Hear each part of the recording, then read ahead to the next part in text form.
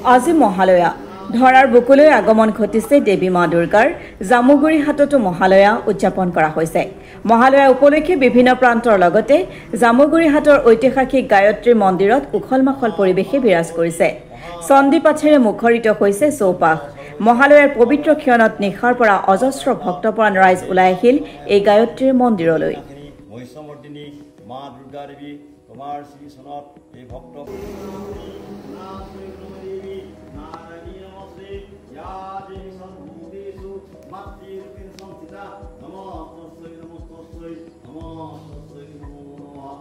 মহামহাসভৱতী মহাদেৱী মহাশ্বৰী প্ৰকৃতিতম সৰ্বস্ব কালৰাত্ৰি গুণৰাত্ৰি দাৰুণা অ হে মা মহামায়া ভগৱতী দুৰ্গদিনাখিনি মহিষমৰ্দিনী মা দুৰ্গা দেৱী তোমাৰ শ্ৰী চনত এই ভক্ত অগ্নি মহামায়ে চামুণ্ডমুণ্ড মালিনী আৰুৰা আৰোগ্য বিজয়ং দেহি দেৱী নমস্তে।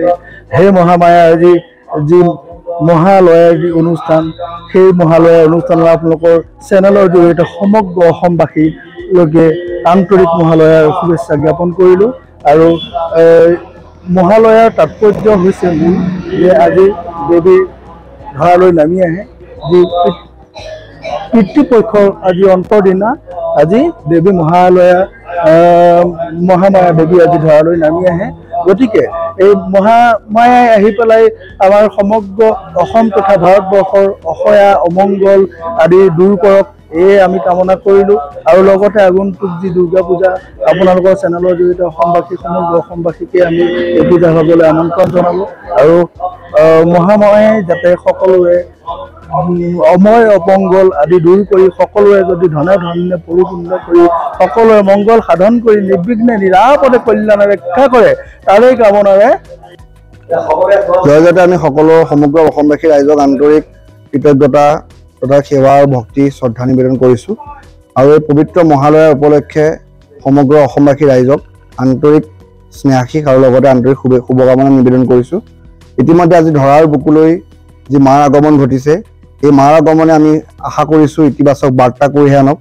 আমি আশা কৰিছোঁ ধৰাৰ বুকুলৈ মাৰ আগমনে যাতে শান্তি কঢ়িয়াই আনক, অসূয়া অমংগল আঁতৰাই সমগ্ৰ অসমবাসী ৰাইজ যাতে শান্তি প্ৰতিষ্ঠা হওক, আমি সেয়াই কামনা কৰিছোঁ।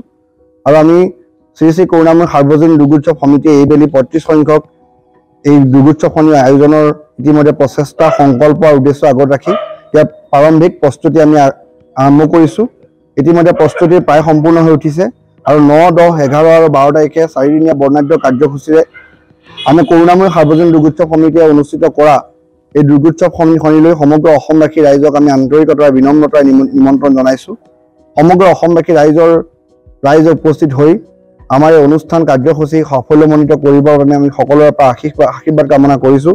ইতিমধ্যে আমাৰ মাজত উপস্থিত সাংবাদিক বন্ধুসকলকো আমাৰ মাজত উপস্থিত হৈ মহালয়াৰ এই প্ৰতিটো কাৰ্যসূচী আপোনালোকৰ পোনপটীয়া সম্প্ৰচাৰ কৰাৰ বাবে আমি আমাৰ এই দুৰ্গোৎসৱখনিৰ তৰফৰ পৰা আপোনাক সকলোলৈ ধন্যবাদ কৃতজ্ঞতা জ্ঞাপন কৰিছোঁ।